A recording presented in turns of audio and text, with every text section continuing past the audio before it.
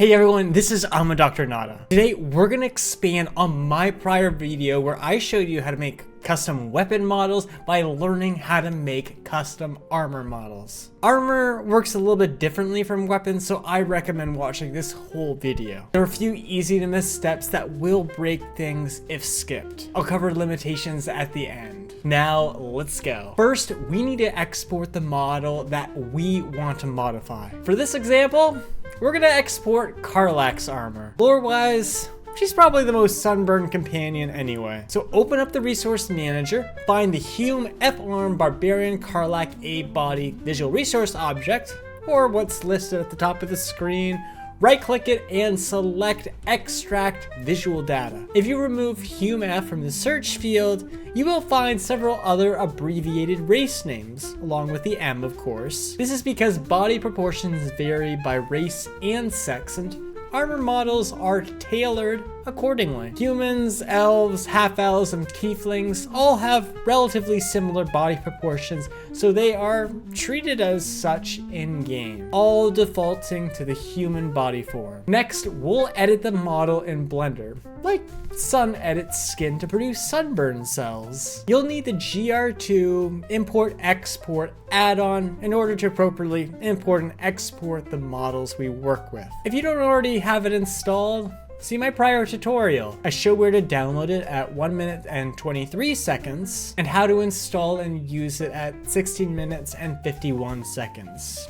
Or you could just follow the links in the video description. After installing it, import your GR2 file into Blender. To simplify things, I delete the extra level of detail models that come with the model that we import. To do this, right-click on the LOD1 object and select Delete Hierarchy. This is gonna keep us focused on that primary mesh. Now we can edit our model. You can modify the existing model directly if you already have some expertise with Blender, but you can also bring in a brand new model from someplace else and join it to be part of it. We're gonna start simple by bringing in something else and then joining it to our existing vanilla model. I downloaded a bulletproof vest model from Sketchfab and opened it alongside the in-game model. But be sure to let me know in the comments what model that you bring in. You will notice that what we imported in this case is quite a bit larger than the vanilla armor. You can use the object properties pane to move it around, change the size, and rotate it to make it look exactly as you want. Once positioned correctly, click Ctrl A and apply all transforms. Now on to step 3. If you're attaching new geometry onto existing models, you want to make sure that your new model moves as it should with the existing model and with the character. This step is the most finicky part of the process, like differentiating sunburn cells from a drug rash. You will see obelisk-shaped objects in your model, and these are called armatures. They map armor movements with specific body parts, so as your character moves around, the armor moves with it. And this is ultimately enabled by weighting a particular part of the model with the particular aspect of the armature. Can manually weigh your custom model. It is time consuming and there's risk of errors. Instead, what we're gonna do is we're gonna transfer the weights that were already on the base armor onto our new model. So make it work right out of the box. For part A, shift select your base armor and then shift select the new armor that you brought in. For part B, switch to weight paint mode and then use transfer weights. For part C, expand the options panel at the bottom and we're gonna set the following. In most cases, the only setting that you'll probably really have to change here is setting source layer selection to by name, but double check the rest of them against the screenshot that I have on the screen now. Once you finish setting these, go back to object mode and your new weights will be applied. For part D, shift select your new custom mesh that you brought in for this video and then shift select on the base armature. So not the model for the base armor, but the armature, those obelisks, and then click Ctrl P, Armature Transform. For part E, select the new armor mesh, then the base armor mesh, and press Ctrl J to join them into a single object. For part F, select the armature, then switch to pose mode, select a bone, and press R to rotate it. Your new mesh, assuming everything worked, should rotate with the armature as you move it. And leave a like if it does. If something looks off and you can't figure it out, let me know in a comment and we'll troubleshoot it together. Now for step 4, we are going to export the model.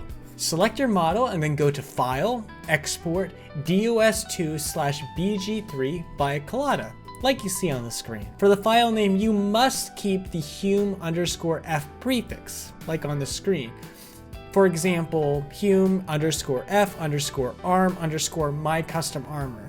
If that humf is missing, the armor will not appear in the game. The arm part is probably not required, but I think as you start to make larger mods, it's gonna help keep everything organized. Now in the export settings, we are gonna change a couple things. Turn off Y up, and then also turn off flip meshes on the X-axis in the GR2 options. So only those two fields that I have a red box around there. Now for step 5, we are going to import the model into the toolkit. Open the resource manager and click import. Choose the model, select your imported file, and then import it. Once imported, select the object that you brought in, and then look in the editor pane on the right, and then scroll down. And the actual pane that I'm talking about is highlighted with the red boxes on the screenshot. So we have a couple things that we want to edit here. You want to set the slot ID and vertex color mask slots to match the vanilla armor that you're replacing or extending.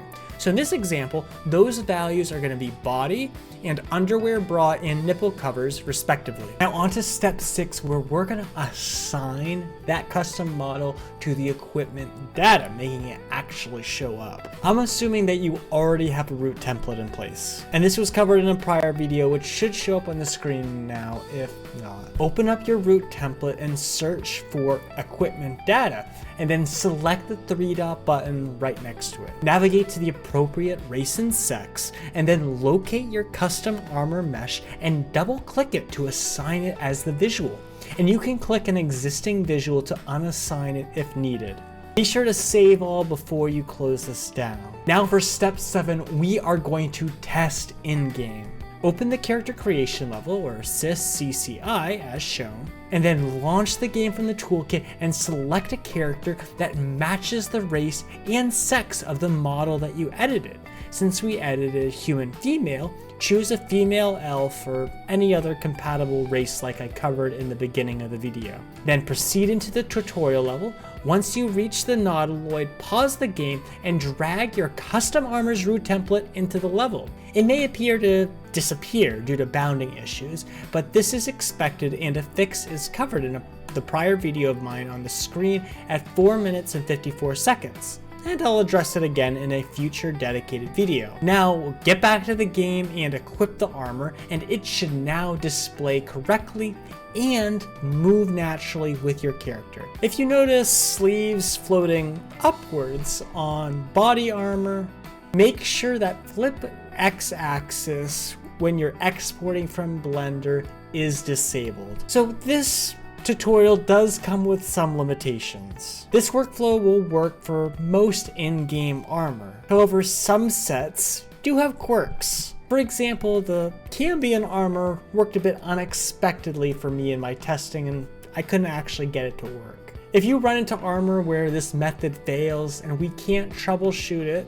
let me know and we can document it and find a workaround so we can share it with folks. Modding is iterative and nobody really knows everything. Having these edge cases documented will help people get their amazing creations working much more quickly. And in closing, thank you so much for watching this video. A text tutorial of this entire thing is available in the pinned comment for your review. If this content helped, consider leaving a like, subscribing, and supporting me on Patreon.